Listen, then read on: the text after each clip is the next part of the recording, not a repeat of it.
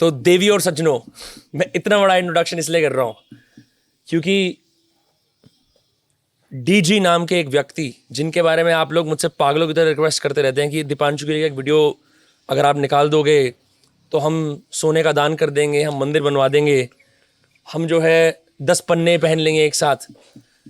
मैं आपके लिए फाइनली वो घड़ी लेके आता हूँ कि दीपांशु सर मेरे सामने उपस्थित हो चुके हैं और हमने आज कोई परिश्रम नहीं लगाया, कोई हमने परकम्मा नहीं लगाया, बड़ी आराम से, बड़ी रिलैक्सेशन से हम क्या देहरादून में खूबसूरत जगह पे रिलैक्स करते हुए, इमेजिनेशन को राइप करते हुए, क्योंकि सैटर्न पाइसेस में आने वाला है।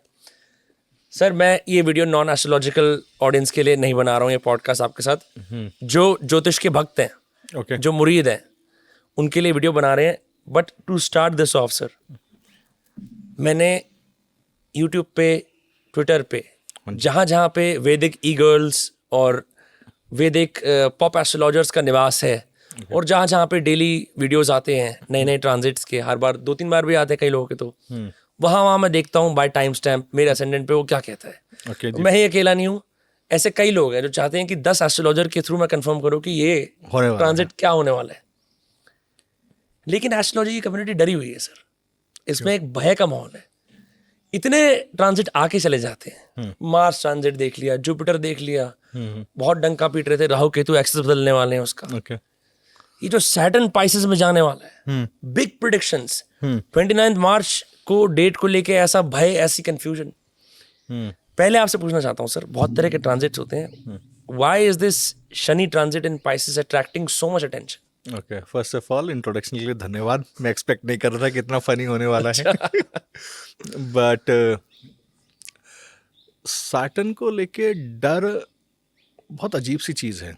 आपको ना कर्म का कारक है, स्टेटस है, उससे आपका कॉन्शियसनेस, जब भी मैं हमेशा बोलता हूँ कि देखिए दशा ना बेसिकली आपका इवेंट डिलीवरी है कि आपके साथ क्या होने वाला है। आपको फील कैसा होगा वो ट्रांजिट बताता है, क्योंकि ट्रांजिट क्या या गोचर जिसको बोलते हैं वो कॉन्शियसनेस है। आपका कॉन्शियसनेस कैसे बढ़ेगा, घटेगा, कम होगा, ज़्यादा होगा, वो सिर्फ और सिर्फ गोचर पर डिपेंड करता है। अब कोई ग्रह अगर स्लो चलते हैं, जैसे कि सैटर्न बहुत 2.5 साल के लिए एक राशि में रहेंगे, 30 साल की परिक्रमा है, अगर कोई ग्रह स्लो चलता है तो उसका इम्पैक्ट ना बहुत लार्जर होता है। इसी तरीके से स्टेशनरी प्लैनेट्स भी होते हैं। स्टेशनरी प्लैनेट्स का भी जो इम्पैक्ट है, लाइक अगर ना कभी कोई आपसे पूछे, मतलब मैं अपने आप से ये पूछता हूँ कई बार सीखते वक्त कि लता मंगेशकर क्यों है, हैज टू बी रीजन ना, कि ऐसा तो नहीं हो सकता कि कोई, मैं मानता हूँ कि प्रैक्टिस करा होगा, बहुत सारे सिंगर्स प्रैक्टिस करते हैं, पर the amount of fame, amount of credibility in her voice, वो तो सिर्फ और सिर्फ एक ही बंदे को दिया गया। उनके चार्ट में ना मरकरी जो है स्तंभी है, स्तंभी मतलब स्टेशनरी है। कई बार ग्रह जो होते हैं एक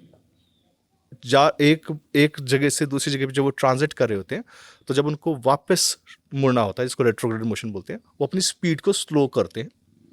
अगर आपको इस पॉडकास्ट की छोटी छोटी झलक देखनी है तो उसका क्लिप्स को सब्सक्राइब करें, और उसके बाद वो वापस जाते हैं। एस्ट्रोलॉजिकली ऐसे है। एस्ट्रोनॉमिकल फिनोमेनन ये है कि अगर कोई ग्रह आपके बहुत पास आ जाए तो आपको ऐसा लगेगा कि वो ग्रह रुक रहा है। इसी चीज को वक्री होना बोलते हैं। सूर्य से 5 या सूर्य से 6 घर दूर होने पे कोई भी ग्रह वक्री होता है, ये सूर्य सिद्धांत है। तो ऐसा नहीं कि एस्ट्रोनॉमिकल नहीं पता था ज्योतिषों को या एस्ट्रोलॉजी नहीं पता था, दोनों चीजें सबको पता होती है। पर कोई भी ग्रह जो धीरे चलेगा या रुक जाएगा, वो अपना इम्पैक्ट जरूरत से ज्यादा देगा। तो जब कोई, जैसे कि अब शनि के लिए लोग इतना ज्यादा जो आप बोल रहे हो हल्ला मच रहा है, ये है कि 29 मार्च को सैटर्न का ट्रांजिट होने वाला है।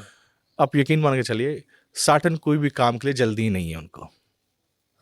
वो हर काम धीरे धीरे धीरे करने वाले। It's not like mercury retrograde होते ही फोन टूटने शुरू हो गए तुरंत, जो कि बहुत फास्ट डिलीवर होता है। मरकरी रेट्रोग्रेड का ड्यूरेशन बहुत छोटा है, उसका इम्पैक्ट भी छोटा ही होगा कि एक ईमेल भेजा, गलत जगह चला गया, ठीक है ना, उसका इम्पैक्ट इतना बड़ा नहीं है। श्योर।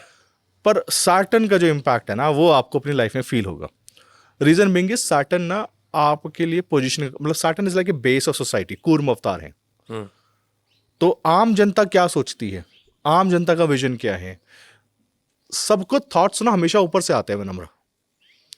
और फिर वो सबको ना आप देखोगे कि सब के सब लोगों को एक साथ ही वो चीज़ एग्जीक्यूट हो रही है, एकदम से सबको ध्यान आता है कि एक काम करते हैं, हम ये पर्टिकुलर जगह पे इन्वेस्ट करते हैं, ये पर्टिकुलर इंजीनियरिंग करते हैं, या हमारी लाइफ के अंदर हमें यहाँ पे चेंज करना है। वो जो थॉट जो दे रहे हैं ना, वो ऊपर से सैटर्न देता है।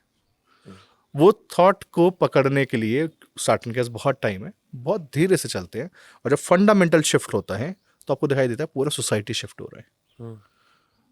तो कुछ भी खराब तो नहीं होने वाला।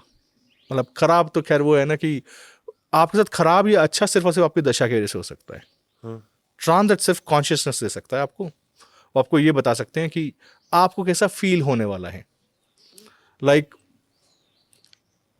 अगर आपने देखना हो कि रॉजर फेडरर का सबसे खराब टाइम पीरियड कौन सा था? I don't know. 2017। Okay. Saturn third house से जा रहा था। थर्ड हाउस के मूवमेंट्स हैं, हाथ हैं, सेल्फ एफर्ट्स। एफर्ट्स हैं। अब सैटर्न तो स्लो डाउन करता है।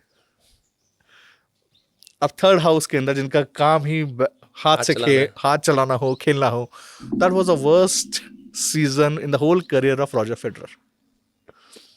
और उनको अच्छा नहीं लग रहा था, इंजरीज आ रहे थे, क्योंकि सैटर्न क्या बोला था? Slow down. यहाँ पर ना आपको स्लो डाउन होने की जरूरत है। बहुत सिंपल सा वो था। तो नथिंग टू वरी में नम्र फॉर स्टार्टिंग।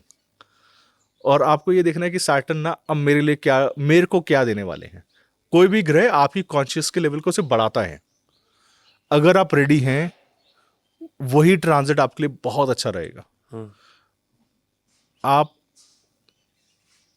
इस तरीके से सोचिए, इस पूरी दुनिया में आपको पूरी दुनिया किस तरीके से समझ में आती है, तो वो दुनिया आपको जिस तरीके से समझ में आती है वो आपके एक्सपीरियंस की वजह से ही तो है।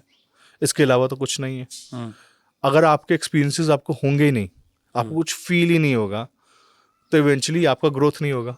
Correct. तो ये जो ट्रांजिट है ना पाइसेस का, ये पाइसेस की सारी सिग्निफिकेशंस को आपको फील करवाएगी। और आपको सडनली आपको लगेगा हाँ मैं अब और समझदार हो गया हूँ। ओके।